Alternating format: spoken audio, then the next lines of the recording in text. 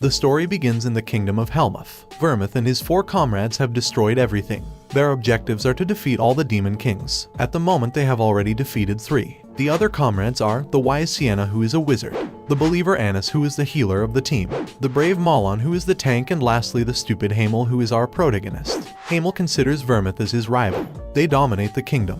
But suddenly a monster surprises Vermouth. Hamel runs fast and protects him, thus receiving an attack that pierces his chest. In his last moments, Hamel is saying goodbye to everyone. He is now a child and his past life was written down in a book. When he reincarnated, he kept his memories of his past life. It has been 300 years since his death on the mission to eliminate the demon kings. Surprisingly, he reincarnated as a descendant of the hero Vermouth. Hamel is now called Eugene Lionheart and is 13 years old. Vermouth had several women, but his only official lineage was from his wife. Several branches of his lineage exist, but the indirect branches are not taken into consideration. Eugene has the same Lionheart surname but comes from an indirect branch. A lineage ceremony is coming soon where they will compete. Those from an indirect branch are forbidden to use a real sword and train the mana. Eugene practices with a wooden sword. His father is a bit scared because Eugene doesn't look like a child. He has a scary gaze and a dark aura. Tomorrow is the lineage succession ceremony. It is a tradition that occurs once every 10 years. Both lines, direct and branch, participate. They choose children between 10 to 15 years old from the main house, and they compete to see who has the ability to be worthy of being called Lionheart. But the direct line, unlike the branch, could train with real weapons and train their mana. This is because they don't want someone who comes from a branch to succeed more than those who come from the direct lineage. Instead, Eugene is incredibly talented. His father feels guilty for not possessing talent. There will be 3 children from the direct line and 6 from the branch who are the competitors. One of the direct line children will be the son from the first wife, and the other 2 will be the twins from the second wife. 2 of the branches have a relatively larger authority. The others are trash. Eugene begins to remember his past. At that time he thought he was a genius, but he really wasn't. A real genius was the great Vermouth, praised by everyone and known as the god of war. His other sidekicks were also highly regarded in their fields. Eugene is frustrated and wonders if the Demon King is still alive to this day. In his past life, Vermouth promised him that he would kill the Demon King of imprisonment, and thanks to that promise that peace lasted up to now. 300 years later, they finally reach the main territory of the Lionhearts. Eugene arrives in the kingdom. Only those who belong to the direct line are allowed to wear an emblem on their left side. Eugene stays there. There is a maid who will help him with anything he needs. Eugene asks her to show him the gym. Outside there are a boy and a girl who have the emblem. These are the twins and they are making fun of him for being poor. The 2 of them give him a warning. The other boy peeks out, but is quickly caught by the girl. Eugene is training with a wooden spear. The maid is amazed at how it moves. The twins arrive in the area. They are called Cyan and Seal. Cyan asks him what he is doing. Eugene says, "Can't you see I am wielding a spear?" and calls him an idiot. Cyan gets very angry and asks him to apologize. Eugene apologizes, but Eugene doesn't believe him. They keep fighting him and ask him to clean the carriage he used. Eugene tells the maid to clean it. Cyan starts yelling about why he is ignoring their order, since he is Cyan Lionheart. Eugene mockingly says, "And I am Eugene Lionheart." Seal Lionheart also introduces himself. Cyan is still upset that he ignored his order, so he picks up a wooden sword from the floor and challenges him to a duel. Eugene tries not to accept the duel, but Cyan keeps insisting and gets annoying. In the end he accepts and starts to take the weights off. He had weights on his clothes and throws. Cyan is surprised by how much weight he had. The 2 get into their positions and in the blink of an eye, Eugene easily takes Chow down. He makes him throw up and his sister doesn't understand what happened and thinks he did train the mana, saying it's unfair what he did. But in the end, he ends up accepting it. A man named Hezar arrives and comes to guide the young Cyan. He asks him what happened and Eugene explains. In the end they decide to retire and leave. Tonight, another competitor will arrive and the rest will arrive tomorrow. Cyan told his mother what happened.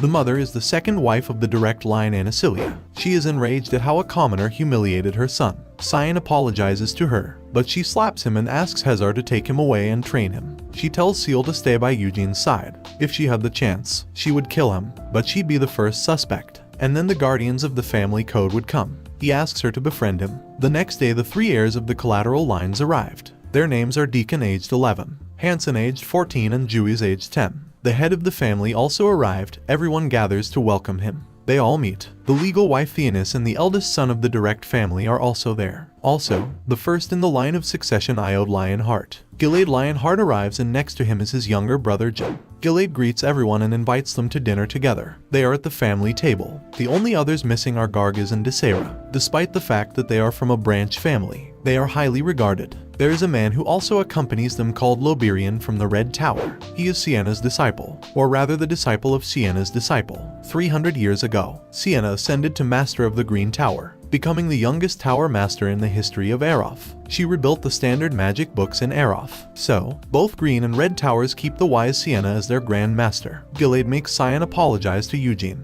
He also praises Eugene. He is surprised to hear that Eugene practically trained alone and thus defeated his son. They start eating, and after the meal, they explain that the first test is a labyrinth. Inside the labyrinth there are traps and monsters, but the monsters are Loberian's illusions, even though he is sure that they would feel very real. If they manage to defeat the labyrinth's boss, they will be able to pick a treasure from the Lionheart family treasure room. Dinner is over and Eugene is walking when he runs into Gargis and Desera. They ask him if he really defeated Cyan. He answers that he did and leaves. Eugene goes outside to train. Gargis and Desera arrive again. Desera challenges him to a spear fight since her specialty is spear fighting. Gargis will be the judge. The fight begins. Eugene blocks all the attacks from Desera. Desera no longer knows what to do. After throwing multiple attacks, she thinks she found an opening, but is easily blocked, thus giving the victory to Eugene. Gargis and Desera want to join forces with Eugene in order to defeat the direct line. As this has never happened, Anasilia wants to find a way for her children to survive. She hopes that Iode will be chosen by Loberian so that he will leave the family for a while. Her children will become stronger and take the first position of successor. The day of the test arrives. Loberian provides them with a magic that allows them to create the weapon they want. Each one made their own weapon. Then he gave them a necklace that helps them to know if they are in danger or want to get out of the labyrinth. They all enter the portal that leads to the labyrinth. Eugene is used to labyrinths as in his past life he went through many, thus has everything under his control. 3 have already been disqualified. The others are still in the labyrinth. Loberian and Gilead are observing each of them. They analyze them and say what weaknesses they have. The eldest son seems more interested in magic, but he doesn't want to pursue that because of his mother. However, his father wants him to pursue his dreams. Loberian comments that his favorite story is Siena's. On the other hand, Gilead's most likely favorite character in the story was Hamel because he was shocked to see Eugene's ability. They were both speechless watching him fight. Surprised, they call him a genius, because that troll was a test to find out how he escaped, not to fight him. Instead, he defeated him easily. Gargis also manages to defeat him,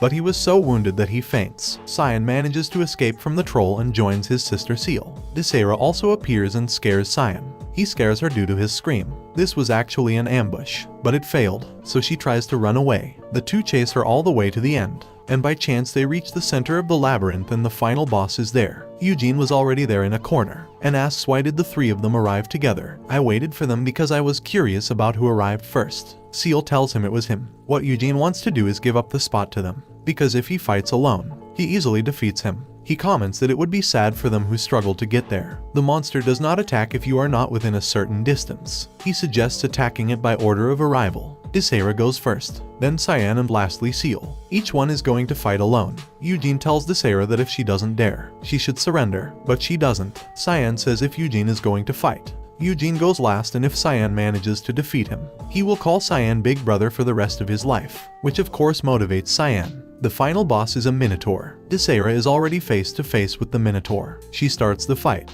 but is easily overpowered. The Minotaur catches her and throws her away, thus ending the fight. It didn't attack her anymore since she is an illusion. Cyan's next. He turns his sword into Kai. This technique requires 10 years of practice and the mana to be able to achieve it. His Kai disappears because the one who created the labyrinth is Loberian, and he disabled the use of Kai, so everyone is on equal footing. Cyan goes straight for the Minotaur. Cyan manages to inflict small cuts on him, but they are not enough. He goes for its legs, but is blocked by the knee, then is caught and thrown. Also missed. It's Seal's turn, but she prefers not to fight since she can't use Kai either. It would be all in vain. Eugene thinks she is smarter than her brother. He picks up his sword and shield. The fight begins. Eugene climbs up the Minotaur's body. He dodges all his attacks and goes all the way up to his head. The Minotaur throws a fist towards his face, thus hitting himself. Then, Eugene begins to cut him in his neck, mainly in his artery, managing to knock him down completely and thus winning the fight. Cyan is speechless and feels some kind of emotion, but it is not fear. Most likely it is admiration towards his power. The ceremony is over. Gilead is surprised, but especially Loberian, since he could easily defeat and go through his labyrinth as if it was nothing. Gilead sent several men to investigate Eugene's town, where he is well known for his persistence in training. Gilade comments that he was born to fight. Loberian asks him if he doesn't mind that he is better than his sons. However, Gilade is happy because it will make the lion heart name shine a whole lot brighter. Loberian continues to insist on what would happen if he decides to become the next heir, and thus become the new leader of the Lionheart family, to which Gilade replies that the position of the head must be held by the best of the Lionhearts. If his family cannot secure it, it is rightfully his. Loberian proposes that Gilade adopt him as his son, to prevent the collateral families from causing unrest. All the children gather except for the 3 who lost first. Gilade is wondering why they failed. Io didn't make it to the labyrinth because he was distracted by magic. Cyan and Seal made it, but didn't defeat the Minotaur. On the other hand, Eugene did everything perfect. Gilade congratulates them all, but especially Eugene. They all leave to rest, but Gilade asks Eugene to come with him. Gilade is about to hand him the treasure. Seal feels jealous as she has never been to the treasure room.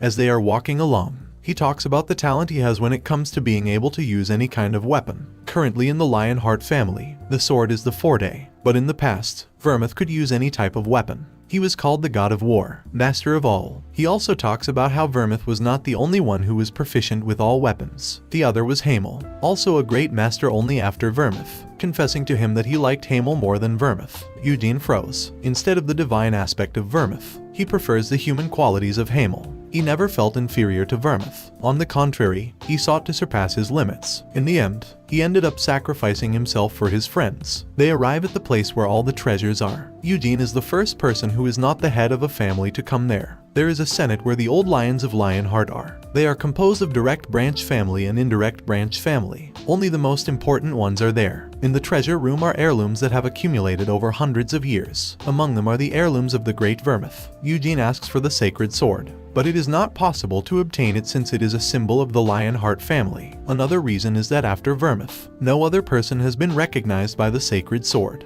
They open the chamber and Eugene enters excitedly, and looks intently at the sacred sword. The sacred sword is a sword that has existed since the origin of the sacred empire of Eurus. It is a sword given by God. Only Vermouth has managed to wield it. With this same sword 300 years ago, he defeated the demon king of slaughter, the 5th highest entity in the infernal realm Helmuth. Eugene tries to pull out the sword, but ultimately, he cannot. Besides, even if he picked it up, he couldn't have it. So, he gives up and decides to go for something else. While looking, he finds a spell. The Sword of Gluttony is a sword that can consume the mana it cuts and turn it into its own power. It can cut a powerful spell with a single stroke. However, the reason Vermouth could use a spell is that he was also an excellent wizard. It's too much for his current self, so he decides to keep looking. There are several weapons he is familiar with, such as, for example, the Draconian Carbo's spear. It takes a bit of time to heat it up, but it can throw flames at the level of a dragon's breath. The Winneth Storm Sword. It is a sword that was blessed by the elemental spirit, King of the Wind.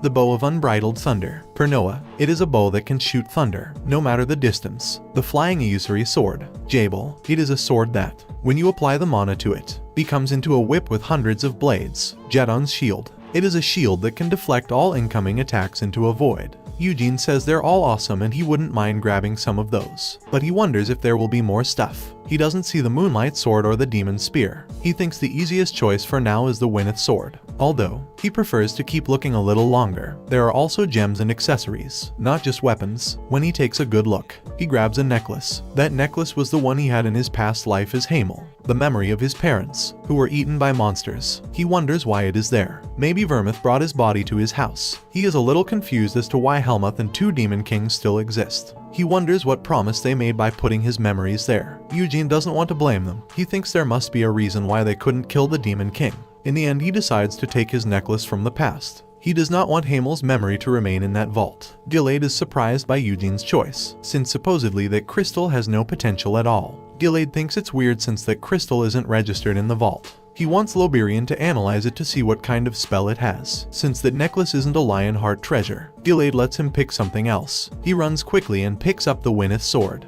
Eugene is outside talking to Gargaz and Desera. He talks to her about what was there. Desera was very excited about the spears that were there. She doesn't understand why Eugene chose a sword. She is excited to hear what kind of spear was in the vault. 300 years ago, there were 5 demon kings in Helmuth's demonic domain. Rank 1, the demon king of the apocalypse. Rank 2, the demon king of imprisonment. Rank 3, the demon king of madness. Rank 4, the demon king of brutality. Rank 5, the demon king of massacre. Desera and Gargis discuss which demon king is stronger. The demon weapons of brutality and massacre were missing. Eugene wonders where they might be. If there was the sword of the moonlight blade, Eugene would choose it without thinking. It was this same one that defeated the demon king of brutality and slaughter. Eugene starts practicing with it while the other two watch him. We move on to Gilead and Loberian. Loberian analyzes the necklace, but it contains no magic. They wonder why an object like that is in the vault. Loberian comments that there exists magic that can read the memories of the mana. Sienna was the one who created this magic. All objects have the mana, so she will use this magic for the necklace. She activates the magic, but only a few seconds from 100 years ago. Apparently, the other objects damage the mana of the necklace. So, in the end, Gilead will give the necklace to Eugene and offer to adopt him as his son. Jin Lionheart goes over to Eugene. He is happy to finally see him in person. Jin will help guide him when there are meetings and things like that. He guides him to the main room where Gilead is. Eugene and Gilead start talking about the necklace. Gilead told him that he used the magic to read the memory, but they only saw the market where it was sold. Eugene is weirded out because it's not possible for his necklace to be in a place like that. Gilead is going to tell him about the adoption, but before he spoke, Eugene thought he was going to have his marriage arranged with Seal. Gilead sees that Eugene is misunderstanding things and explains about the adoption. Eugene is surprised, but Gilead explains that his father will also become part of the main family, that his intention is not to steal his son. Eugene prefers his dad to make that decision. Gilead will bring him in to discuss it. A gem is needed to train the mana. It breaks and releases a certain amount of mana. The monsters have it in their chests, so Eugene wants to practice it already. Eugene withdraws and notices a certain scent of perfume. There is someone hiding in the corner. He discovers it's Anacilia. Anacilia can't stand Eugene, but in her mind, it is better to be on good terms with Eugene, since Eugene has a big future in the family and this could backfire on her. She asks him what he talked about with Gilead, but Eugene says it's private. She plays dumb and Eugene decides to walk away. Behind him, she was showing her true face. 2 days go by and Eugene's father arrives. The two embrace. Jehard didn't think his son would make it. Jehard and Gilead head inside to talk. Gilead tells him about the adoption, but Jehard is unsure. He thinks the other immediate family members will take it the wrong way. Gilead tries to convince him that adopting him could increase his potential. The father goes to Eugene to talk about it. In the end, he decides to accept the adoption as it would be the best thing for his future, although he prepares himself for the difficulties he will face. But Eugene tells him not to worry, and that he will also be his only real father. They part ways and Eugene goes back to training. He has no intention of becoming head of the family. Besides, the two wives won't allow it. He says the best way to end the conflict is to ignore it or attack it directly. All the families meet at the ceremony to share. Cyan's mother tells him to get ready because, from now on, he will be compared to him. She tells him not to worry because he is still her son and from the direct line. She asks him to befriend him. Seal is bothering Eugene. She wants him to tell her Nuna. Iode Lionheart decides to go with Loberian to practice his magic. But for now, he won't be Loberian's apprentice. Iode is happy because he is moving away from the family. Mom puts pressure on him and reminds him that he has to become the patriarch. Gilead warns her to leave him alone. Fianus is thinking that Anacilia probably is happy about this. Iode was not born with the talent befitting his lineage, and is naive and weak-willed. He will be better off making connections with various wizards, growing his power in Aeroth. The day after the banquet, Iode leaves with Loberian. The other sons of the branches also returned to their own homes. Eugene and Gerhard ended up using the empty building. Today Eugene will learn the mana for the first time. The development of the mana is categorized into two: breathing and body training. Breathing involves collecting the mana from the atmosphere through your breath. Body training has to do with moving your body to collect the mana. Neither is easy, but breathing is more prominent than body training. In the past, Hamel used the training one, but then switched to breathing on the recommendation of Sienna and Vermouth. Eugene and Jin meet and head to the forest where the mana is concentrated. This forest was created by Vermouth 300 years ago. Jin gives him 10 days to feel the mana, to which he thinks it won't even take 10 minutes. They enter a hut. There is a staircase that leads to a ritual circle. There is a rule stating that branch families cannot learn the mana. Instead, they are taught the red flame ritual, which is useless compared to the original one. The white flame ritual is only for the main family. Eugene does not know much, but he has seen it in Vermouth. the high-density layer of the mana that surrounded his body. This materialized into white flames. It looked like a lion's mane in those times. Eugene concentrates and begins to feel the mana. Jin doesn't believe him and says it's just his imagination. Jin casts an aura on him and Eugene guesses with his eyes closed what position he is in. Jin is very surprised. The two meditate to transport the mana throughout the body. Eugene does it with ease, surpassing Jin's expectation. Eugene's core is very large compared to beginners. Jin calls him a monster. They leave the site. Jin explains that a core can split. These are called stars, and who started this was Vermouth. He had 10 stars and was the only one to reach that number. Jin and Gilead have 6 stars. Cyan, Seal, and Iode have 1 star. Eugene is excited to be reincarnated in a body much better than his old one. He is also learning the Vermouth technique. They return to the castle. Jin tells his brother what happened. Eugene wants to try something and Nina appears. He asks her to bring him the sword. Nina brings it to him. Eugene takes out the mana and takes it to his sword. He creates a powerful tornado. Inside the tornado a voice is heard. The voice says, "It's you, Hamel, I remember you." The voice must be the spiritual king of the wind, Tempest. Tempest knows that he is reincarnated since the soul does not change, even if thousands of years go by. Eugene asks him why Vermouth did not kill the remaining demon kings and Tempest. Tempest says that the battle against the imprisonment demon was quite difficult. Only Vermouth and the demon king were left standing. Vermouth put away his weapon and also did not address the demon king of the apocalypse. Apparently, he made a contract with him. Eugene wants to know what kind of deal it was, but Tempest doesn't know. Eugene collapses to the ground from the incredible force of the sword, running out of the mana. He was concerned that he wasn't actually the reincarnation of Hamel. What if he was just someone whose memories were rewritten by Hamel?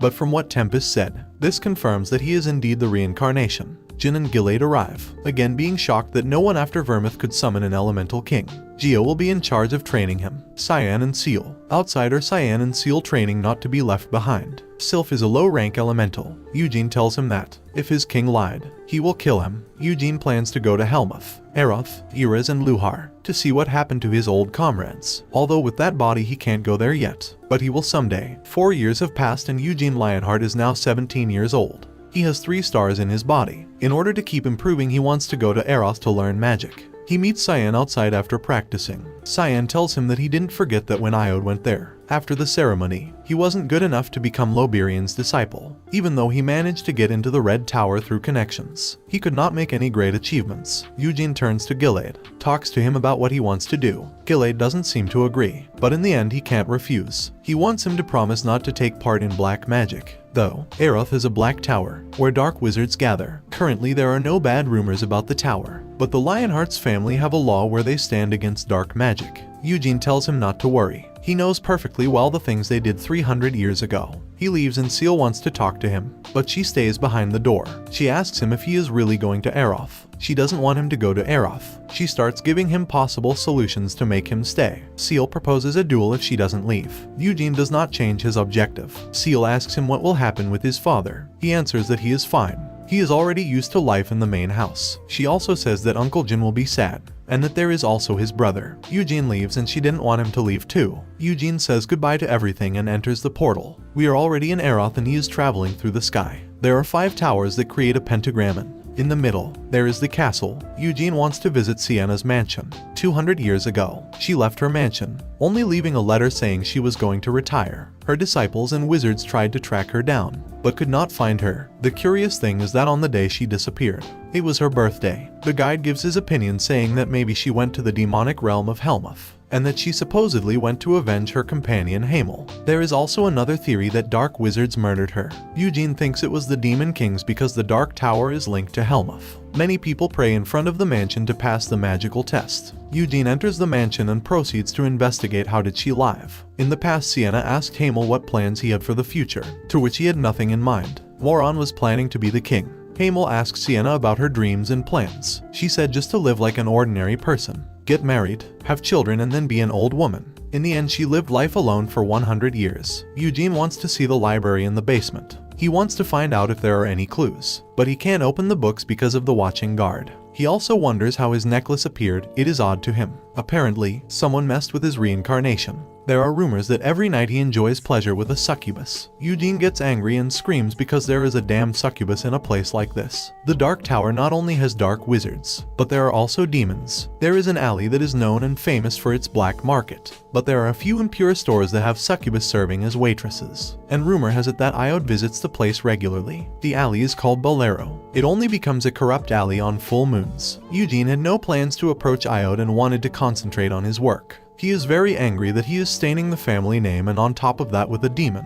He wants to beat him, but first he wants to have evidence. He will wait for a full moon so he can visit the alley. Eugene arrives at the Red Tower. Outside there is a girl named Hira. Suddenly, above the tower, an explosion occurs. Some shadow monsters come out, but they are caught and eliminated by Loberian. Loberian scolds his students for the mistake they made in the summoning magic. He sees Eugene and goes down to greet him. Eugene realizes the incredible power that Loberian has. His brother Iode appears through the door. Eugene sees how he is finished by the succubus. He is very angry with him. The teacher sends him up and reads something. Loberian comments that based on what Gilade said, Eugene doesn't want to learn magic directly from him. Our protagonist talks about not wanting to cause problems and, furthermore, that people would take it badly with the Lionheart family. He wants to learn magic on his own. The teacher says that any questions you ask Hira. It has already been 1 month since I arrived at the tower. He went to the library every day to read the magical texts. He trained his mana in the morning and his body at night. I have finished reading all the books in the library. 300 years ago, Sienna divided the stages of magic into clear levels. It was originally his own unique style. But once she became the master of the Green Tower,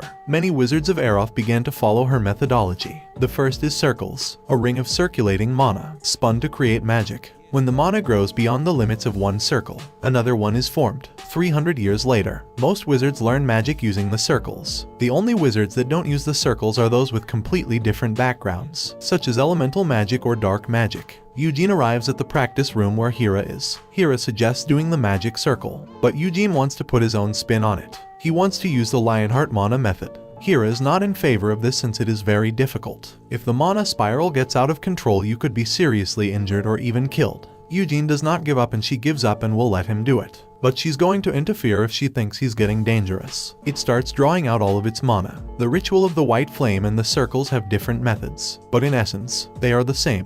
With the white flame method, the mana is handled through the heart stars. With circles, the mana is handled through a hook. He will replace the circle with his stars, and with that, he can increase his mana. You can control the mana depending on what the situation calls for. She would only be annoying if she tried to predict how it would turn out and what would happen to be wrong. Hira can't believe that at only 17 years old she was able to do that. Eugene manages to control his magic perfectly. He asks her to summon a monster to test his power. It summons a golem. It easily defeats it with its magic. Hira is with Loberian and explains what happened. Loberian can't believe it. He says he's a talented monster. Hira talks about her magic being at the same level or even above a level 3 magician. Loberian wonders if it would be unreasonable to write Akrian a letter of recommendation for Eugene. The Royal Librarian Akrian. Only high-ranking mages, high aristocrats, and royalty can enter. Loberian ultimately decides to create the letter of recommendation since Eugene has what it takes. For 1 month he has managed to do all that and learned all the magic books. He wonders where he went since he doesn't know anyone in Aeroth. Hira replies that he told her he was going to visit a friend.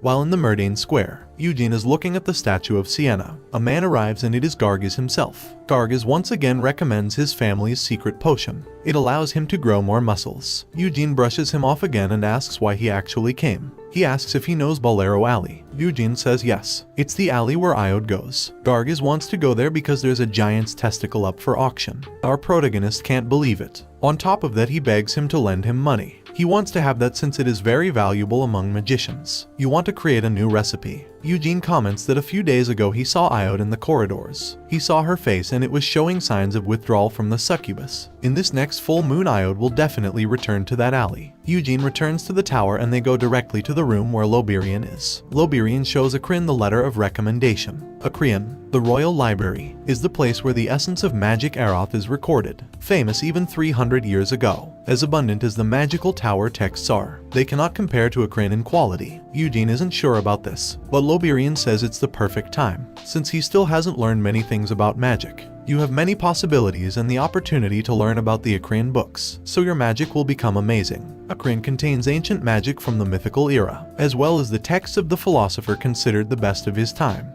In a crane are the 3 original copies of the series of texts called Witchcraft, which Sienna wrote all the essence of her magic in her later years. Sorcery is considered the best magical text in the history of Eroth, and there are no copies of it. Only the first volume has been published. Just reading that volume will increase your knowledge of magic to a higher level. Eugene is hesitant on how to answer him. However, he asks about his brother Iode. She wants to see if he knows about the situation she is in. Loberian knows it, but has tried to stop it, but has not been able to. He wants Eugene to understand since he came to Eroth. He has failed so much. He has put a lot of pressure on himself, and that is why to relieve his stress he went to the succubus. Before, the succubi sucked the soul until they killed the person. But ever since the Helmud kingdom opened its gates, the witch queen forbade killing. Eugene, on the one hand, can understand it because the pressure from the family is great. Even worse, he still disagrees as it is dangerous. It's a full moon and Eugene together with Gargaz are in the alley. They are using magic to change their appearance. Since no one can know that an important family member is there, they position themselves for when Iode appears. In the auction there is a rule. Bids and buyers are anonymous. Each person is in a different room except your partner, and people can't check who else is participating. There are 3 buttons. The middle one is to be able to participate, the right one if you want to increase your offer, and the left one if you need additional assistance. The presenter comes out and explains how this all works. They are auctioning high-value items that come from Helmud.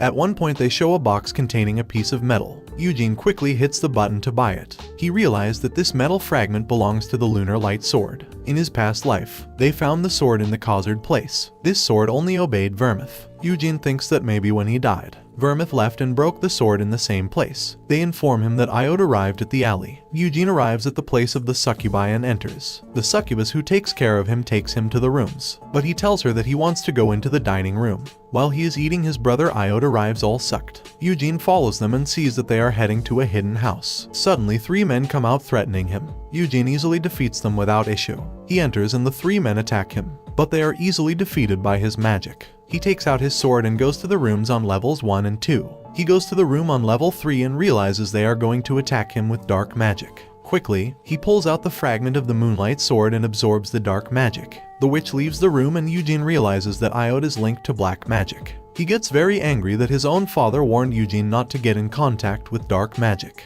and that how the first part of this manhwa ends. Well guys, if you like this video and want the next part, comment below with the word king. Also subscribe to the channel, hit